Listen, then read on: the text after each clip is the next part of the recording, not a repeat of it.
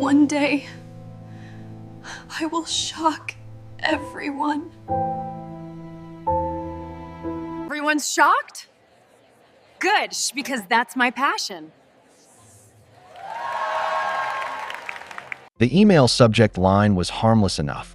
Join us for an evening of celebration, Friday, 8 p.m. Clara nearly deleted it with the rest of the promotional junk that filled her inbox after long nights at the diner. But then she saw the sender's name, Ethan Wallace. Her chest tightened. The cursor blinked over the message as if daring her to open it. Ethan hadn't spoken to her in 3 years. Not since the custody hearing. Not since the day he stood in a perfectly pressed suit and called her unstable in front of a judge.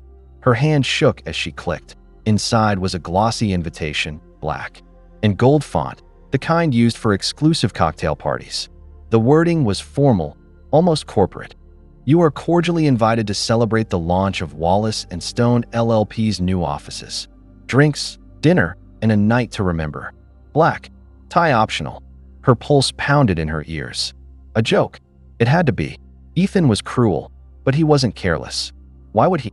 And then she noticed the BCC field. Dozens of names. Mutual acquaintances from college, Ethan's business circles, Vanessa, the fiancée he left her for. The realization came sharp and immediate. Ethan wanted her to see this. This isn't an invitation, Clara thought. It's a performance. She imagined Ethan sitting in some gleaming office, laughing with his friends as he clicked send. He probably pictured her humiliation, picturing her too poor to buy a dress, too broken to walk into his world. Her stomach twisted. She should delete it. Pretend she never saw it. But then a different thought flickered, stubborn and small. What if I went? The diner's fluorescent lights buzzed overhead as Clara poured coffee into a chipped mug. Her coworker, Angie, noticed her silence. You look like you've seen a ghost, Angie said, flipping a burger on the grill. Clara forced a smile. Just an email. From Ethan. Angie raised her brows. That Ethan? The lawyer ex? What did he want? Clara hesitated, then slid her phone across the counter. Angie read quickly, then let out a sharp laugh. Oh, he's playing games, Angie muttered. He thinks you'll sit at home crying into takeout while he clinks glasses with his fancy friends. Exactly, Clara swallowed. Which is why I can't go. Or, Angie said, leveling her with a look, you show up. Let him choke on his own smugness when you walk in looking like you own the place. Clara shook her head. Angie, I don't own anything. I have 3 pairs of shoes, none of which belong anywhere near black tie optional. But Angie leaned closer. Listen to me. That man left you when you were pregnant. He tried to rip your son from you. You deserve to walk in there and remind him you survived without him. The words hit hard. Deserve. Survived. 2 things Clara had almost forgotten about herself. That night, as her son Liam slept in the small bedroom they shared, Clara sat on the edge of her bed scrolling through her phone. Dresses, rentals, secondhand. Shops. She told herself it was ridiculous. She couldn't afford it. She couldn't risk running into Ethan's venom. But then she thought about Liam's drawings taped to the fridge, his superheroes with their capes and shields. He had asked her once, Mom, what's your superpower? She'd laughed it off.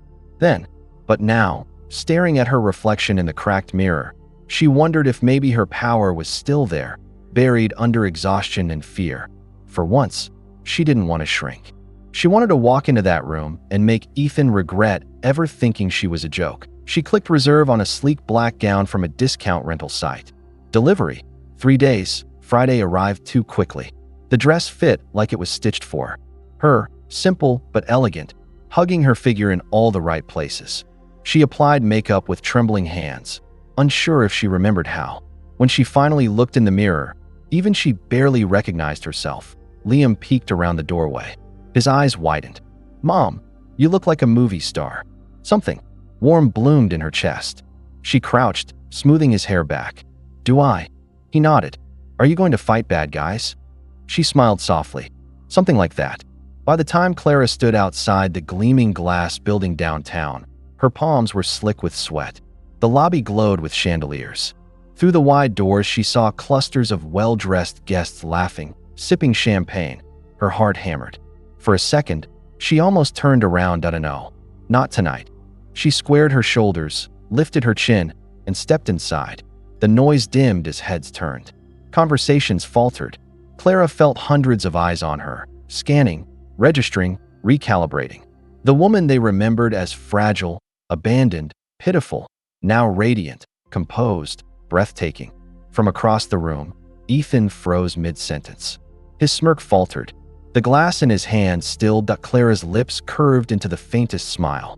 For the first time in years, she wasn't the one on trial. She was the one making the room gasp, and Ethan Wallace, the man who invited her as a joke, suddenly looked like the punchline. The music swelled in the background, soft jazz played by. A live trio tucked into the corner, crystal glasses clinking, laughter rising in confident bursts. The room smelled of money, leather, perfume, and the faint trace of imported cigars. Clara felt it all pressing against her skin as she stepped through the double doors, heels clicking against polished marble. And then, silence. Not complete silence, but enough. An unmistakable lull, the kind that bends conversations and pulls every gaze to a single point. Clara felt the weight of eyes running down her gown, lingering on her hair swept into a soft chignon, on the steady lift of her chin. She told herself to breathe, to move like she belonged here. Her hands trembled just slightly, hidden by the clutch at her side. This isn't about them, she reminded herself. This is about you. From across the room, she caught Ethan's face. He was laughing when she entered, a smug curl at the corner of his lips, surrounded by two partners and Vanessa, the woman with perfect posture and colder eyes. But as his gaze landed on Clara, his laugh faltered, stuck halfway between a sneer and a choke. Clara stopped just inside the threshold, letting the silence linger.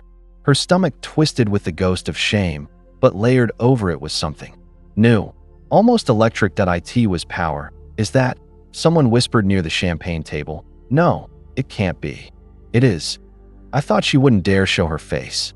The whispers slid like currents through the crowd, and Clara walked forward through them, one step at a time. She could feel the murmurs tightening around Ethan, pricking at his facade. Vanessa was the first to react. She shifted, her smile tightening as her manicured fingers dug into Ethan's arm. You didn't tell me she was coming. Ethan cleared his throat, forcing composure. Neither did I. His voice was low, sharp. Vanessa's eyes narrowed. Then why does it feel like you did? Clara reached the bar. A young server with wide eyes scrambled to set a glass of champagne before her, nearly spilling it in his haste. She accepted it with a nod, lifting it slowly. The glass caught the chandelier light. Every gesture was deliberate, graceful, calm, untouchable. Inside, her chest thudded like a drum.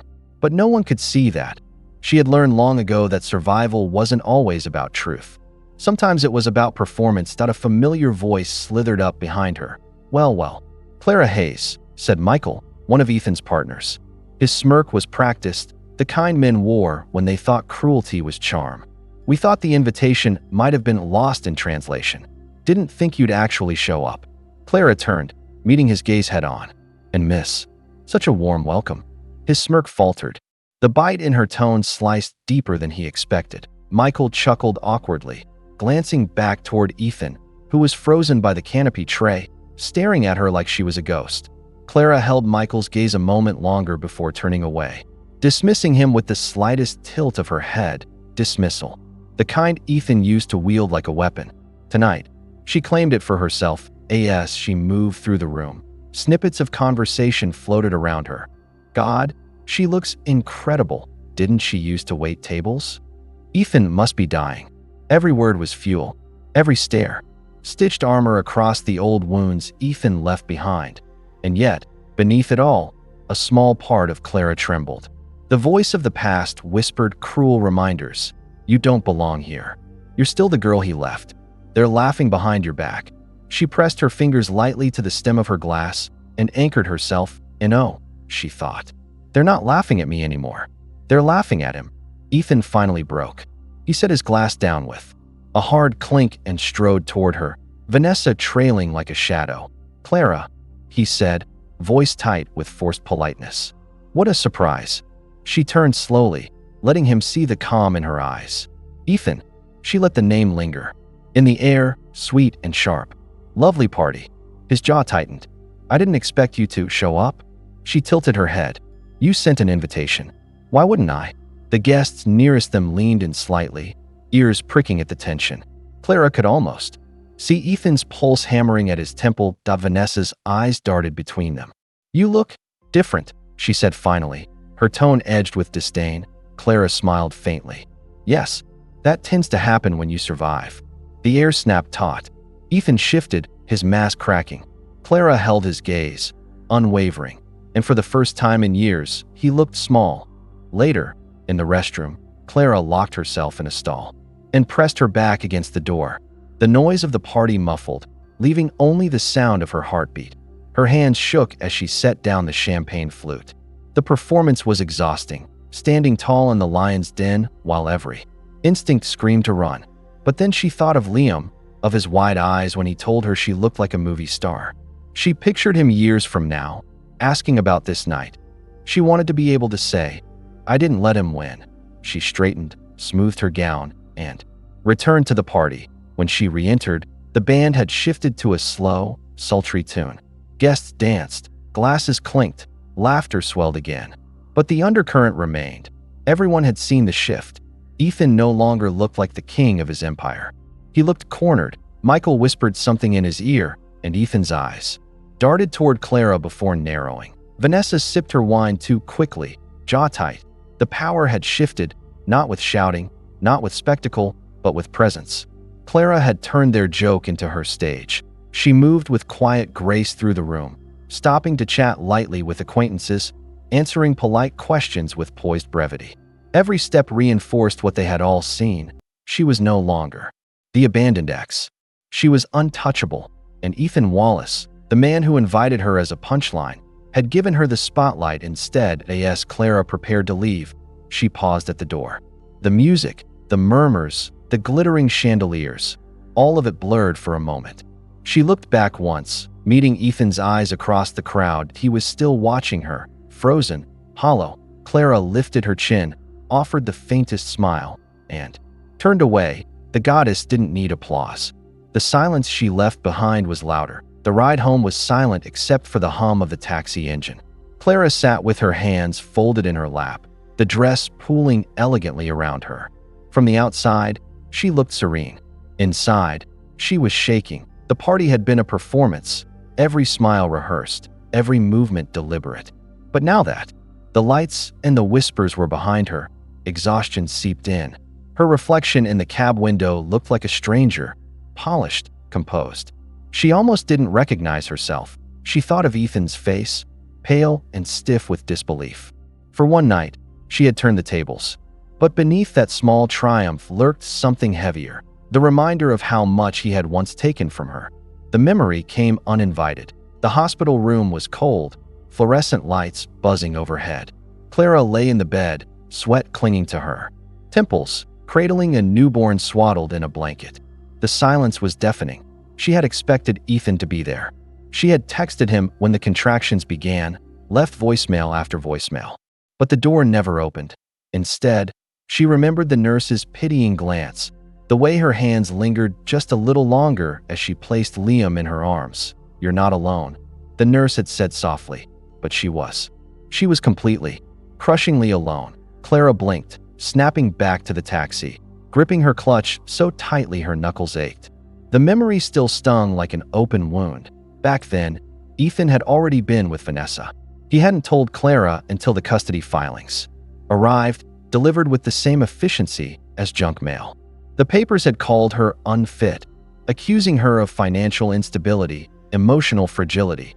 She remembered sitting in the courthouse, her voice trembling as she answered questions designed to break her. Ms. Hayes, is it true you worked late nights during your pregnancy?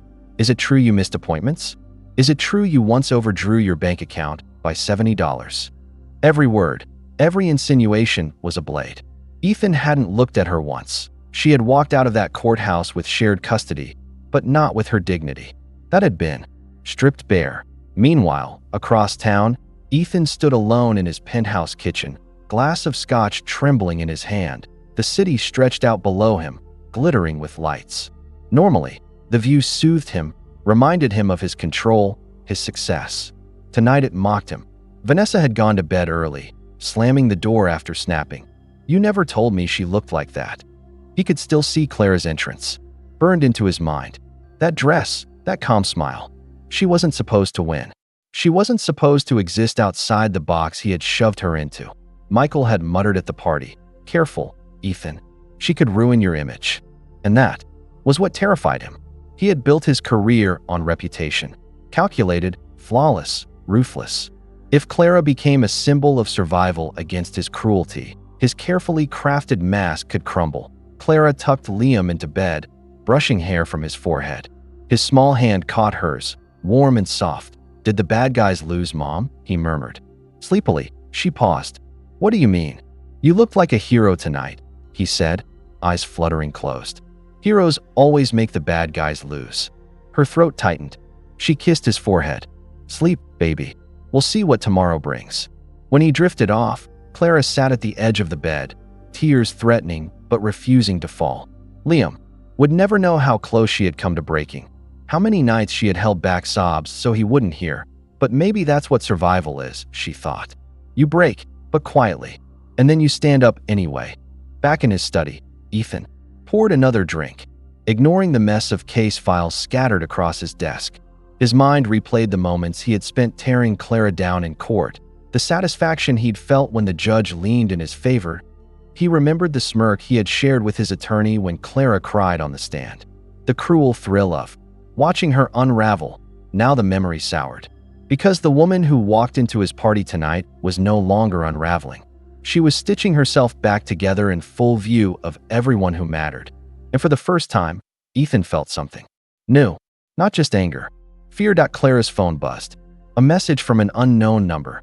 "Enjoy the attention tonight? Don't get used to it." Her stomach sank. She didn't need to ask who it was from. Ethan was rattled, which meant he would strike back.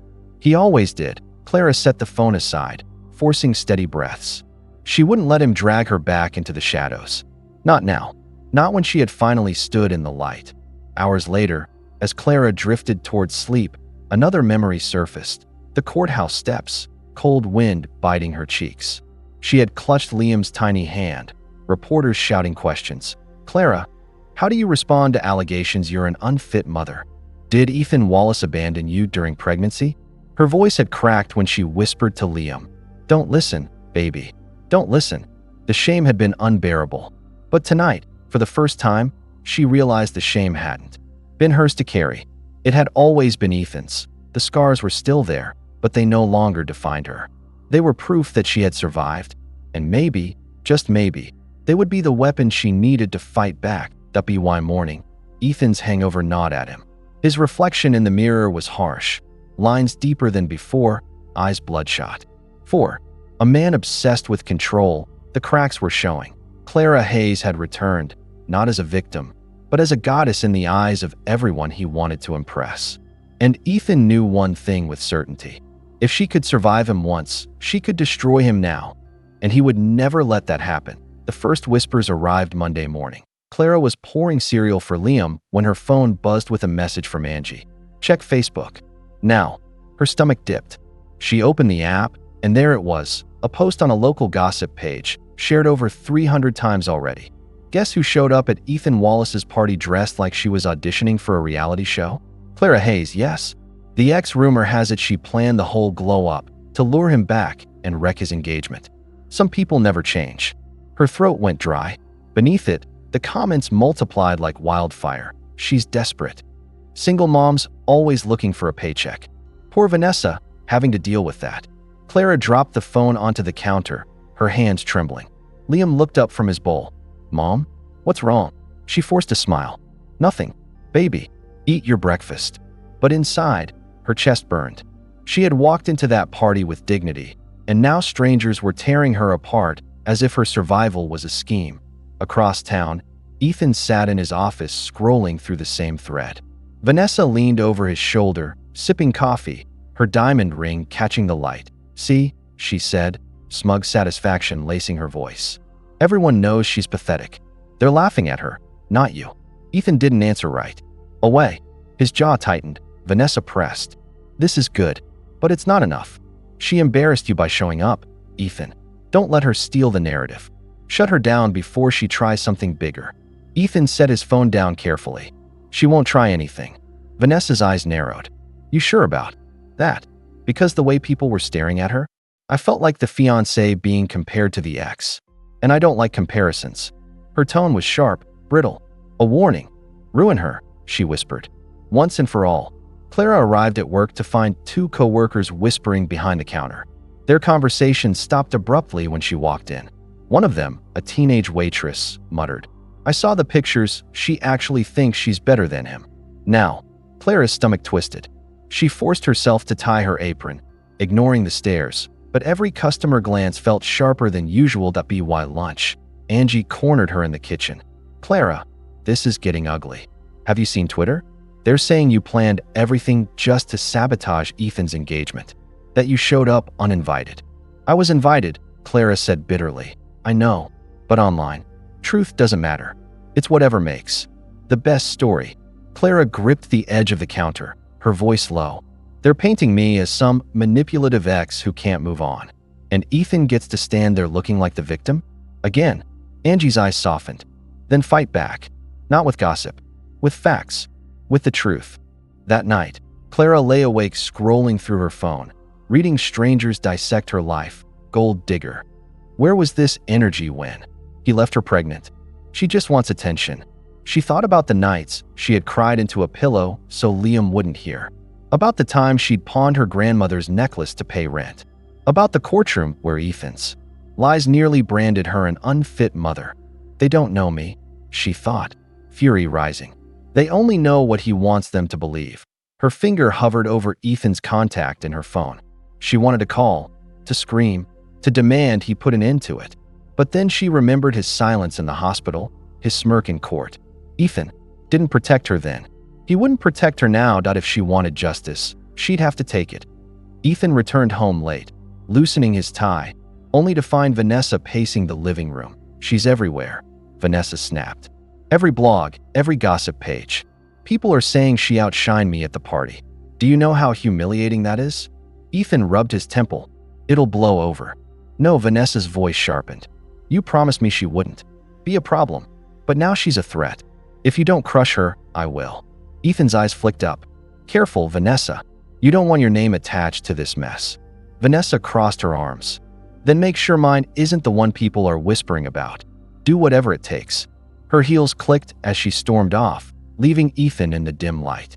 He poured a drink, his mind racing. Clara was supposed to be broken. Instead, she was rising. And if Vanessa was already jealous, things could spiral out of control fast.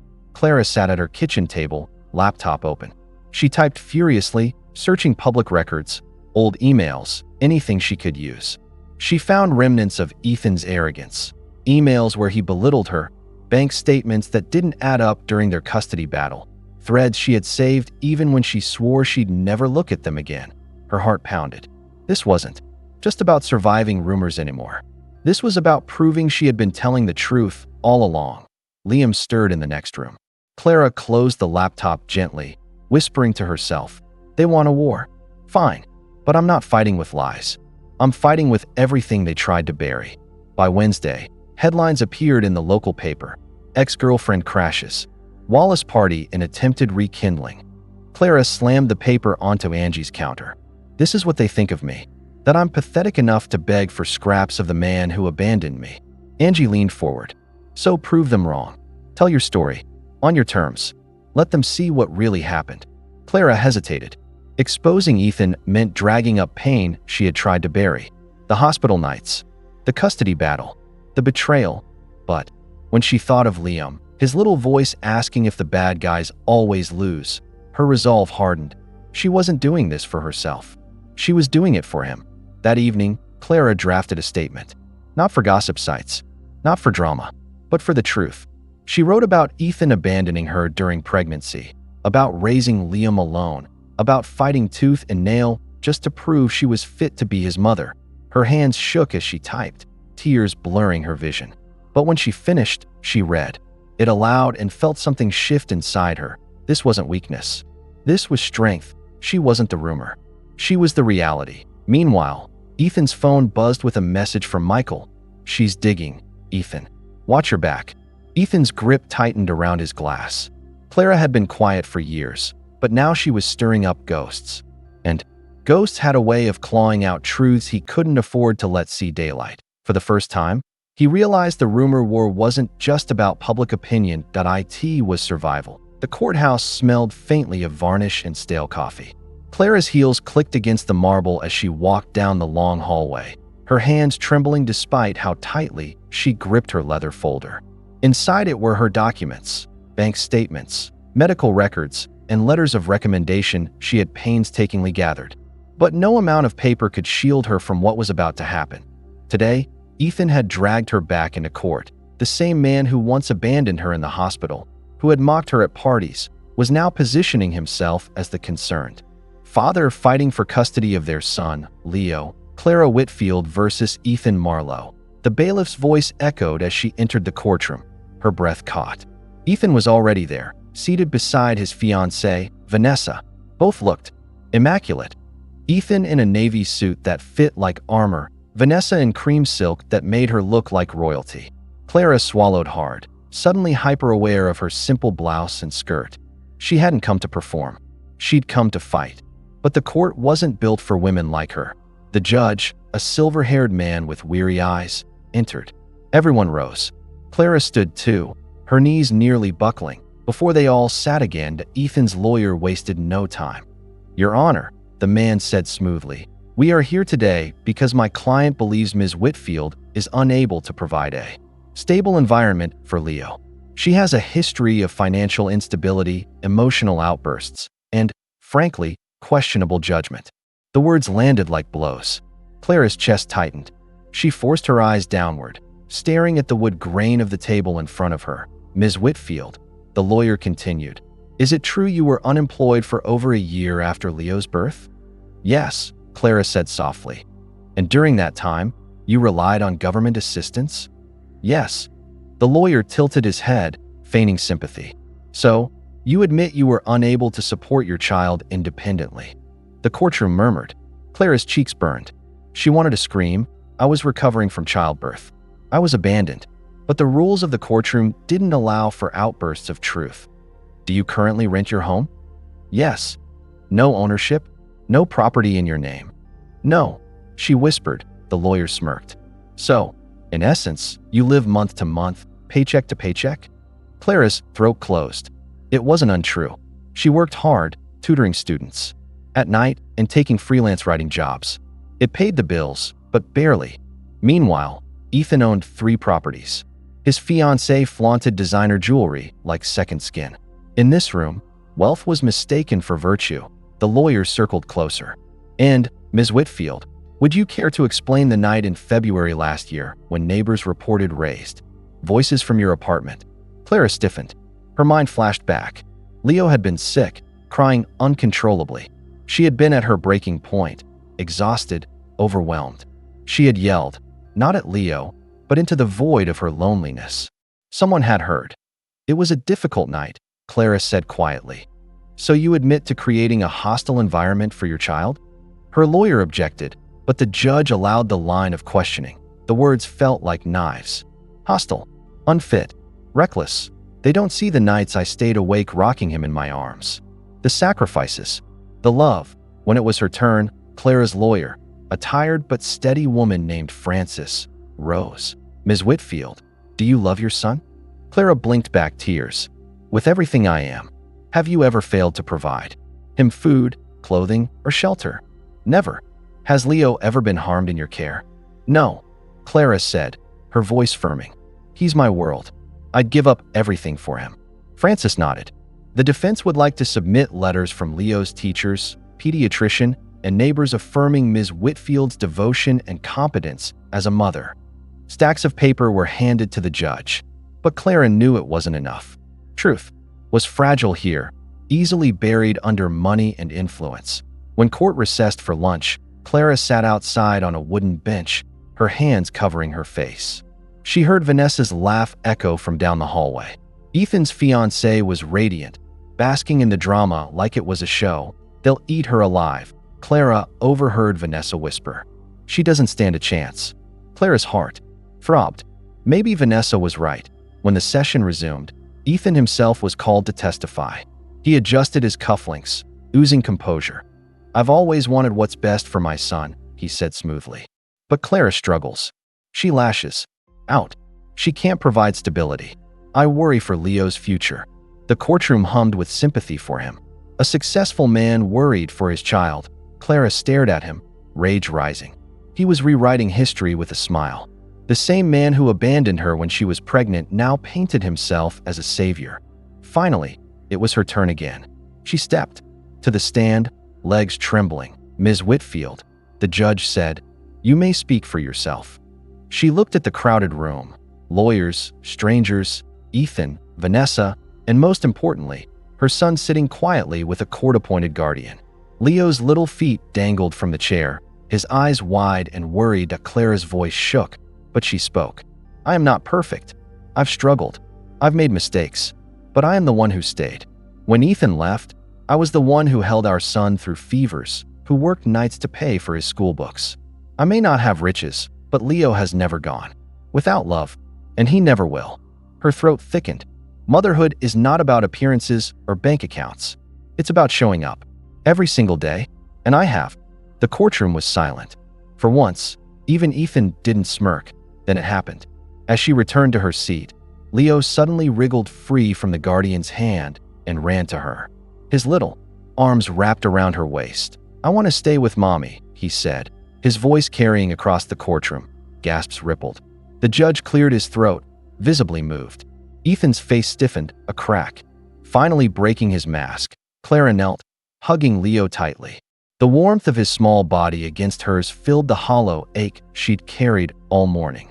For the first time in years, she felt something shift. The battle wasn't over, but the tide had turned. For so long she had been the victim, cornered by his power. But here, in this sterile courtroom, her son's love had spoken louder than any accusation.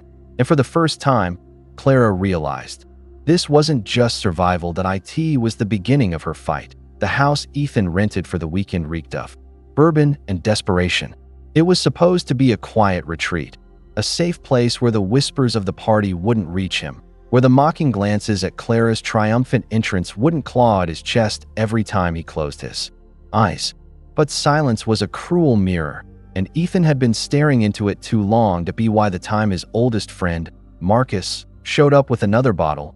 Ethan was already slouched across the leather couch, shirt half open, his tie discarded on the rug, like a shed skin. "Man, you look like hell," Marcus muttered, setting the bottle down. Ethan laughed, but it came out jagged. "Hell looks better than what I saw tonight. You don't understand." Clara wasn't supposed to be. He cut himself off, swallowing the rest of the sentence like broken glass. Marcus poured him a drink, his eyes wary. He had known Ethan since college, long before the glossy suits and high-profile firm, back when their sins were smaller and their egos bigger. He had seen Ethan in plenty of states, triumphant, reckless, furious. But this was different. Ethan's hand shook as he lifted the glass. She wasn't supposed to win. Marcus raised a brow. "Win what? You already have everything, don't you? Money, the fiancé, the house, the kid. That kid." Ethan spat, slamming the glass down so hard it sloshed across the table. His face was red, twisted. "That kid was never supposed to be mine." The silence that followed was heavy, thick enough to suffocate. Marcus leaned forward, his voice low. "Ethan, what are you saying?" Ethan laughed again, bitter and cracked. "You think I wanted to stay with Clara back then? You think I wanted that baby?" Vanessa's family was dangling everything, money, connections, the firm's future, right in front of me. But she gave me an ultimatum. Leave Clara, leave the baby, or lose it all. Marcus blinked, stunned. "So you just..." "I walked," Ethan said, voice flat. Then it rose, shaky and unhinged. "I left her in that hospital room, crying, begging me to stay. I left her because Vanessa made me choose. I didn't even think twice." He dragged a hand across his face, eyes wild. "And then I lied. I lied in court, Marcus. I doctored the damn financials, made Clara look unfit, unstable. I made the judge believe she couldn't care for him. I did all of it just to keep Vanessa and her family happy, just to keep the money rolling in."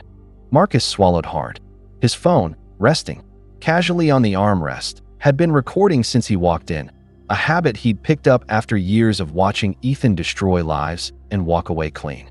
Tonight, he hadn't expected anything. But now, listening to Ethan unravel, he didn't dare move. "You don't get it," Ethan muttered, pacing now, glass in hand. "Every time I see Clara, I see what I did. Every time that kid looks at me, I see it. I don't even know if he's..." He stopped himself again, shaking his head violently. "I'm losing it. I'm losing everything." Marcus stayed quiet. He knew the power of silence, how it made men desperate to fill the void with truth they'd buried too deep. Sure enough, Ethan's voice cracked. "She was never supposed to come back like that. Not beautiful, not powerful. She was supposed to stay broken. Pathetic.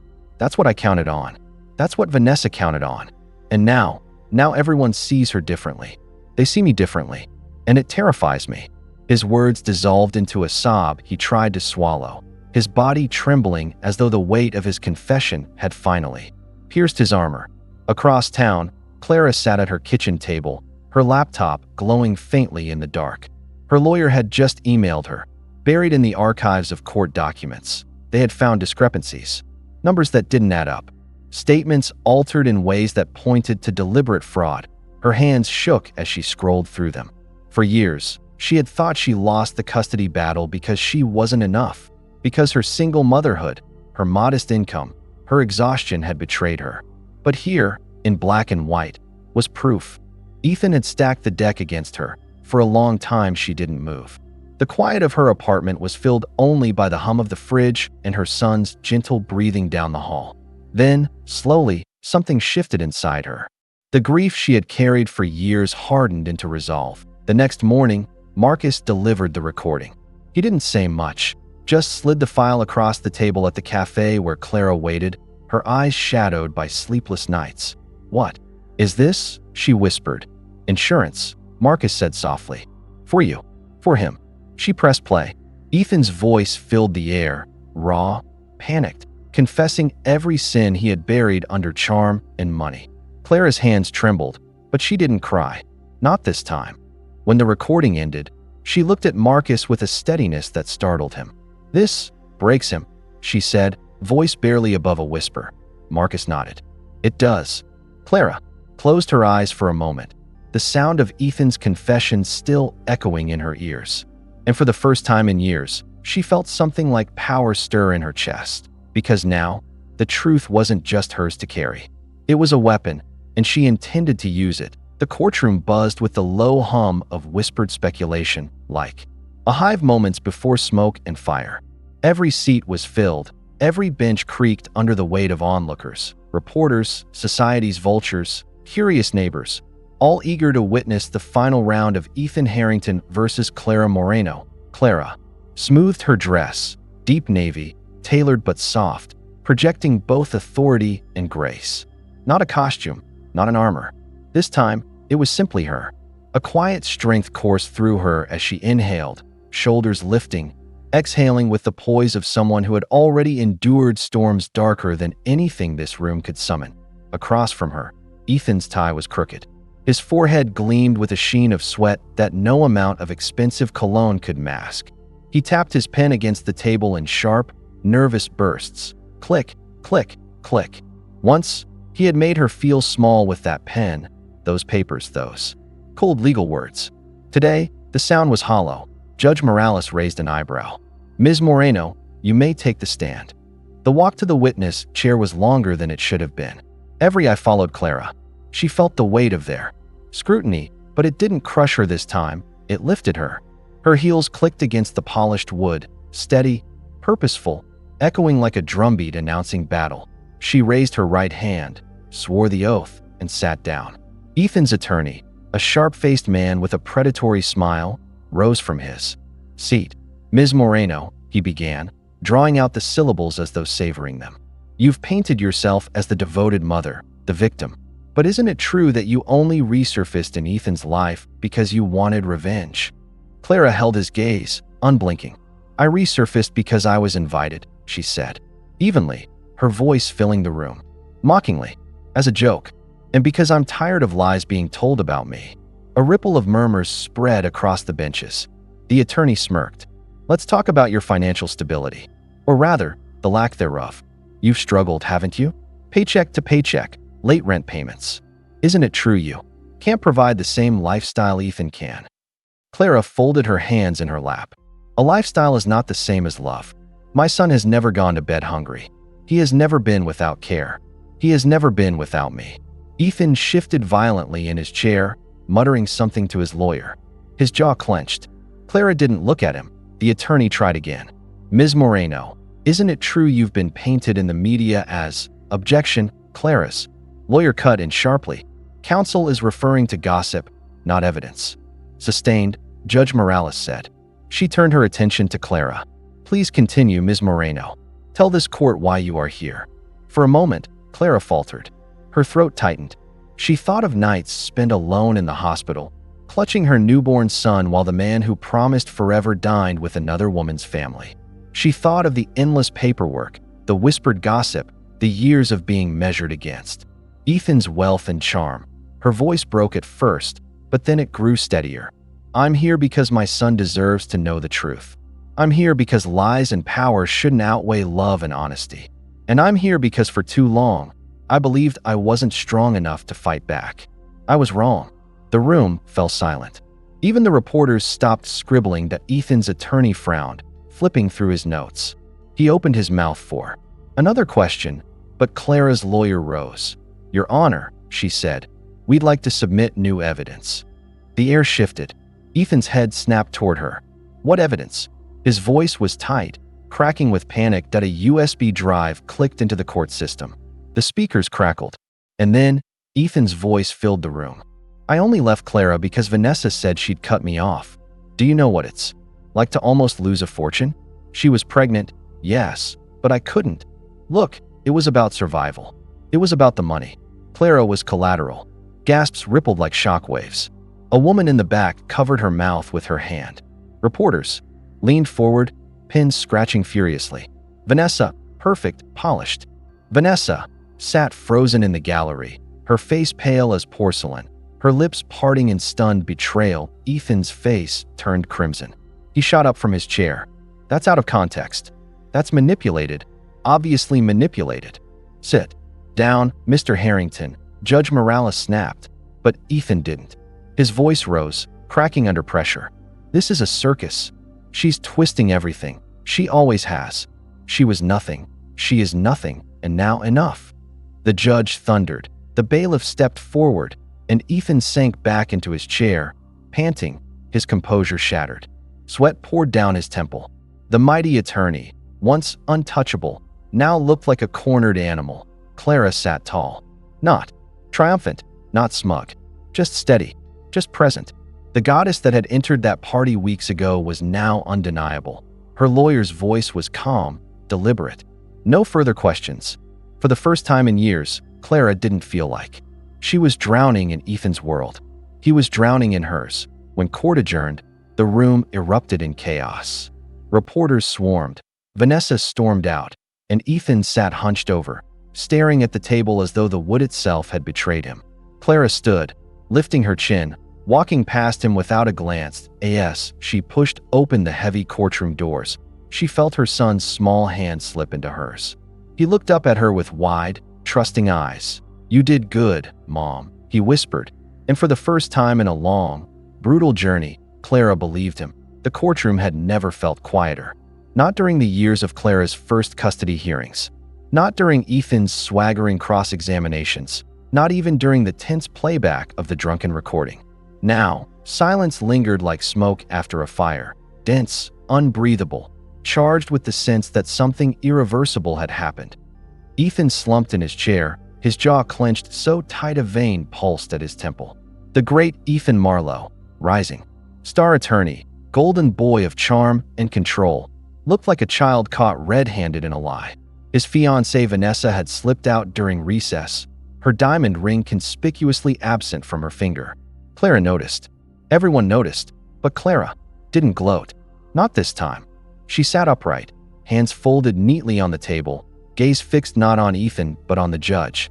Her lawyer whispered something about damages, about pursuing perjury charges, about pushing harder now that Ethan was cornered. But Clara shook her head. She could have destroyed him. She could have pressed the knife until his entire world collapsed in rubble. But destruction was never the point. For the first time, she understood that. When the judge delivered the decision, sole custody granted to Clara, with Ethan stripped of visitation rights until further review, the weight that had been pressing down on her chest for years lifted. It wasn't triumph. It wasn't vengeance. It was release. The gavel fell, and with it, the war ended. Outside the courthouse, a crowd had gathered. Reporters, onlookers, people sniffing for scandal. Flashbulbs popped like fireworks. Microphones jutted forward, hungry for the bloodied details of Clara's revenge. Miss Bennett, do you have any words for your ex? Clara, is this the ultimate payback? Do you feel vindicated now that Ethan's career is in ruins? Clara paused at the courthouse steps. Her son's small hand squeezed hers. She bent low, kissed his forehead, then looked up at the sea of cameras. No comment, she said softly, her voice steady. Then she smiled. Not the smile of victory, but of peace, and she walked away. Her silence was louder than any speech could have been. That evening, the city glittered as if unaware that a private war had ended. In her apartment, Clara tucked her son into bed.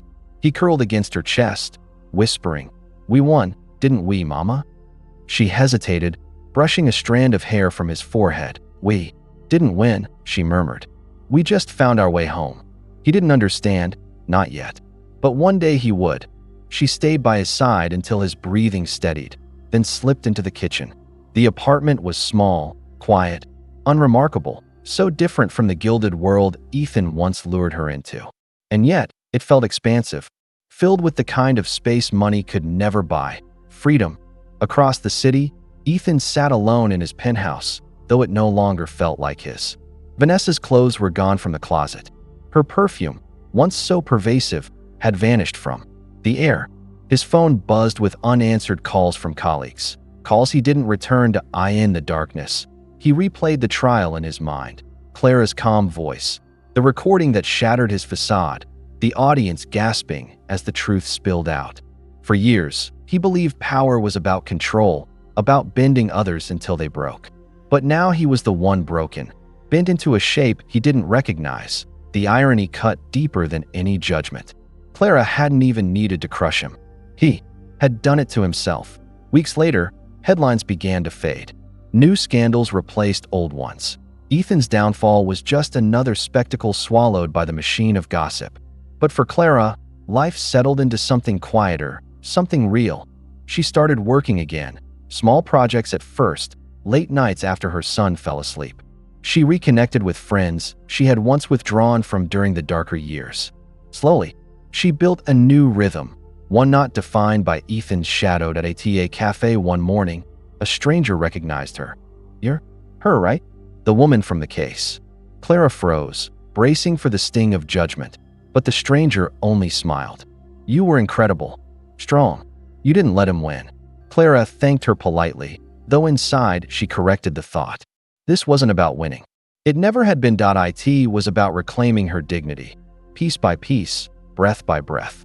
Months later, on an ordinary Tuesday, Clara found herself standing in front of the same mirror where she had once practiced forced smiles before court hearings. This time, she barely recognized the woman staring back. Softer in some ways, steelier in others, she whispered to her reflection, "It was never about him." And she meant it. Her revenge was not in Ethan's downfall. It was in her own rise, quiet, steady, undeniable. She hadn't crushed him. She had simply stopped letting him define her. The last time Clara saw Ethan was by chance, outside a grocery store. He looked thinner, older, his suit hanging awkwardly on a frame that had lost its arrogance. For a moment, their eyes locked. There was no hatred in hers, no triumph. Just distance. Just the reminder that he no longer lived in her world. He opened his mouth as if to speak, but she turned away, her son tugging her arm toward the cereal aisle. The past no longer owned her. Clara's story didn't end with fireworks or headlines. It ended with something far rarer, peace. The kind of peace that comes not from revenge, but from release. Her silence, her refusal to gloat, became the final, unspoken victory. Because sometimes the greatest revenge isn't about destroying someone. else it's about refusing to let them destroy you. And Clara, at last, was free. The morning after the trial, the city was buzzing. Headlines screamed of Ethan Hale's public collapse. Respected attorney exposed in custody scandal. Confession caught on tape. Fiancé flees courtroom in tears. Clara didn't read the articles. She didn't need to. The whispers followed her everywhere. In the cafe where she ordered coffee, in the grocery store where other parents tried not to stare. For the first time, though, the whispers weren't poisoned against her. They were murmurs of respect, awe, even apology. But Ethan was drowning. Vanessa had stayed silent through the trial, her diamond engagement ring glinting like a blade every time Clara's eyes flickered toward her. But once the recording had been played, Ethan's drunken confession slurring through the courtroom speakers, Vanessa's face had changed. The controlled, icy socialite mask cracked. Clara caught the moment. Vanessa's eyes went wide, her lips pressed into a thin, white line, and her hand slipped off Ethan's arm as though burned. That night, Ethan came home to find his apartment stripped of Vanessa's things. Closets emptied, drawers barren, the expensive perfumes and silken dresses gone. On the kitchen counter sat the ring, resting on top of a single note. "You lied to me. You're nothing without me. Don't call." The words gutted him more than he'd admit. He stood there for hours, holding the note, then the ring, then nothing. By the end of the week, his friends stopped returning his calls. It was almost comical, Clara thought, how quickly loyalty evaporated when scandal clung to someone. Like smoke. The same men who had snickered behind their cocktails the night of the invitation prank now pretended Ethan never existed. They deleted photos, distanced themselves on social media, whispered about him at clubs he was no longer invited to. Clara didn't rejoice. She thought she might. But when she pictured Ethan sitting in his glossy apartment alone, stripped of the people who had once enabled his arrogance, she only felt tired. Still, scars don't vanish just because the mask is gone. One night, Clara woke gasping from a dream. She was back in the hospital bed after childbirth, sweat plastering her hair to her face, the monitors beeping, her baby's faint cries, filling the sterile room. She remembered looking at the doorway, hoping he'd come, hoping he'd appear just once. But the door stayed empty. She had clutched her newborn to her chest, whispering promises she wasn't sure she could keep. Even now, years later, her body remembered that night. The loneliness was etched into her bones. She sat at the edge of her bed, trembling. Across the hall, her son slept peacefully, curled around his blanket. She forced herself to breathe, to remind herself that the trial was over, that Ethan's shadow no longer loomed over every corner of her life. And yet, trauma isn't polite enough to leave when victory arrives. 2 weeks later, Clara was stopped outside the school gates by another mother. "You were incredible in court," the woman said, adjusting her daughter's backpack. "Truly, we all misjudged you." Clara blinked. The same woman had once whispered at PTA meetings that Clara was unstable. Now her tone was reverent, almost apologetic. "Thanks," Clara replied quietly, tugging her son's hand. She didn't know what else to say. Her son squeezed her fingers. "Mommy, are they nice now?" Clara crouched to meet his eyes. "They don't matter, sweetheart. What matters is us." It wasn't bitterness. It was truth.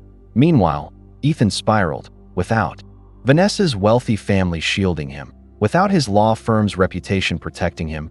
He was just a man with a record of perjury, an investigation pending, and a son who looked at him with quiet confusion. The mask he had worn, perfect attorney, charming fiancé, smug victor, was shattered, and beneath it was something brittle and small. One evening, drunk again, he called Clara. "Clara," his voice slurred through the receiver. "You. One. Okay. You happy? You ruined me." She closed her eyes. "Ethan, I didn't ruin you. You did that yourself." There was silence, broken only by his unsteady breathing. "Do you ever," his words cracked, "do you ever think we could have been different?" Her throat tightened. Once, long ago, she had asked herself that same question every night. Now, she answered calmly, "No, because you chose this. Every lie, every betrayal, you chose." And then she hung up. Weeks passed. Slowly, Clara found a rhythm again. School runs, work, evenings reading with her son. There were still nights. where the memories clawed at her. But healing isn't about erasing scars. It's about learning to live without letting them define you. One afternoon, she sat in the park watching her son chase pigeons. The air smelled of cut grass and roasted chestnuts from a vendor's cart. A stranger on the bench beside her glanced over. "You're Clara Hale, aren't you?" Clara tensed, ready for judgment. But the woman only smiled softly. "You're stronger than most of us could ever be." Clara looked away, eyes prickling. She wasn't used to kindness attached to her name. Meanwhile, Ethan faced the reality of his choices. Vanessa had blocked him. His firm disbarred him pending investigation. The friends he once paraded around like trophies had melted away. Alone in his apartment, he stared at the city skyline with glassy eyes, the silence pressing against him like a weight. For the first time, he wasn't the one pulling strings. He was the puppet with cut wires. And Clara, she tucked her son into bed one night, brushing his hair back as he whispered, "I'm glad you're my mom." Her heart clenched, not in pain this time, but in something resembling peace. For years, Ethan had convinced her she wasn't enough, that her motherhood was fragile, her worth conditional. But now, in the quiet glow of a nightlight, she realized the truth. Her strength was never about Ethan, never about revenge or court battles or public humiliation. It was about this, surviving despite him, building a life where her son knew safety, love, and dignity. Ethan's masks had fallen. Hers had too. And beneath them, she wasn't the broken girl abandoned in a hospital room. She was something new, something whole. The ocean breathed in and out like a tired giant, the waves dragging against the sand in long sighs. Clara stood on the wooden porch of a small rental cottage, arms crossed against the wind. Behind her, inside the little house, her son was sprawled on the floor, drawing crooked superheroes with capes that looked more like tablecloths. The pencil scratched rhythmically, the sound steady and alive. It was quiet here. Blessedly quiet. Inno whispers about her glow up. No photographers waiting outside the courthouse. No more battles with Ethan's lawyers. Just space, and air, and the feeling, strange at first, that she was allowed to breathe again. Her phone buzzed on the porch rail. For a moment, Clara thought about letting it go to voicemail, but something in her gut told her to answer. Clara Reynolds? A polished voice. Female. Professional. "This is Marjorie Denton from the State Bar Association. I'm calling with good news." Clara's stomach tightened. Good news always sounded like a trap. "You've been nominated," Marjorie continued, "for the Courage in Adversity Award. It's given to individuals who show extraordinary resilience in the face of legal and personal injustice. Your story has inspired a committee, and they'd like to honor you at next month's ceremony." Clara blinked at the horizon, where the sea blurred into gray-blue sky. Inspired? She wanted to laugh. For years, she'd been painted as the manipulative ex, a woman desperate to trap a man who didn't want her, a mother who barely scraped by. Now honor? Recognition? Her throat tightened. Thank you. I'll think about it." When she hung up, her son's small voice carried through the screen door. "Mom, want to see my drawing?" She stepped inside. The boy held up his sketch pad, a tall woman with a crown, a cape billowing behind her. "It's you," he said matter-of-factly. "You're the hero. I put armor on you so nobody can hurt you anymore." Clara knelt, hugging him so tightly. He squeaked. "I love it," she whispered, and she meant it with a ferocity that startled her. The award ceremony was held in the city 2 hours away. A hotel ballroom dressed in gold light, crystal chandeliers dangling like inverted crowns. Clara hadn't wanted to go. She told herself she had nothing to prove. But the truth was, this wasn't about proving anything. It was about reclaiming the version of herself Ethan had tried to erase. She wore a black gown, sleek and understated. No sparkle, no show, just quiet power. Her hair pulled back, her posture upright. The moment she stepped through the double doors, whispers rippled, like a wave through the crowd. That's her, the woman from the trial. Stronger in person than on TV. For once, the whispers didn't cut. They didn't stick. They fell around her like leaves, meaningless and weightless. On stage, the host's voice carried through the microphone. Tonight, we honor a woman whose story reminds us that strength is not the absence of pain, but the decision to rise despite it.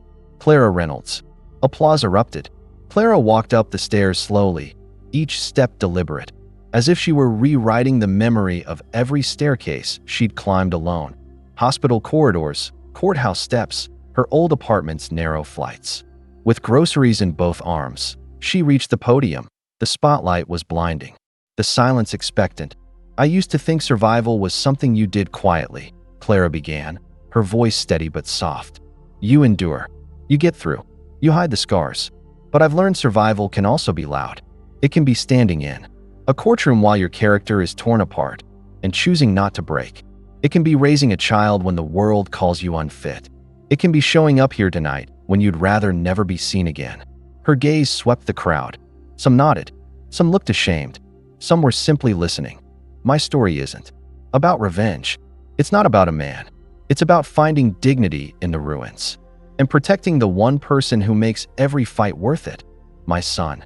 Her voice wavered at the last words, but she didn't care.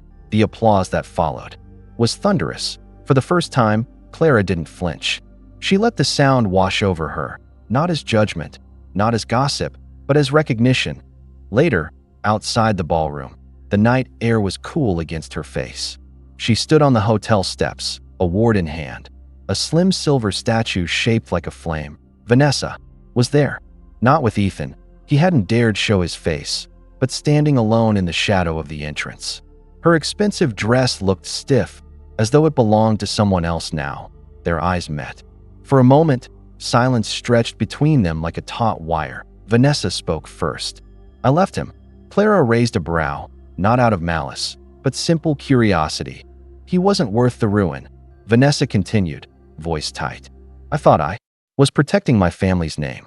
Instead, I tied myself to a coward." She hesitated. "You were stronger than both of us." Clara didn't reply. She didn't need to. She simply inclined her head, a quiet acknowledgement, and walked away. Her son was waiting by the car, drowsy, clutching his sketchbook. She buckled him in, then slid behind the wheel. As she drove back toward the seaside town, the city lights receded behind her. For the first time in years, she felt unshackled. Ethan was gone, from her life, her name, her future. Vanessa had her own reckoning to live with. The gossip, the courtroom, the humiliation, all of it had burned away, leaving something stripped and bare but alive. She wasn't the broken woman Ethan left behind.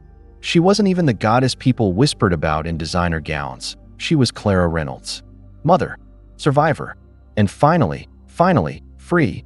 The ocean was waiting.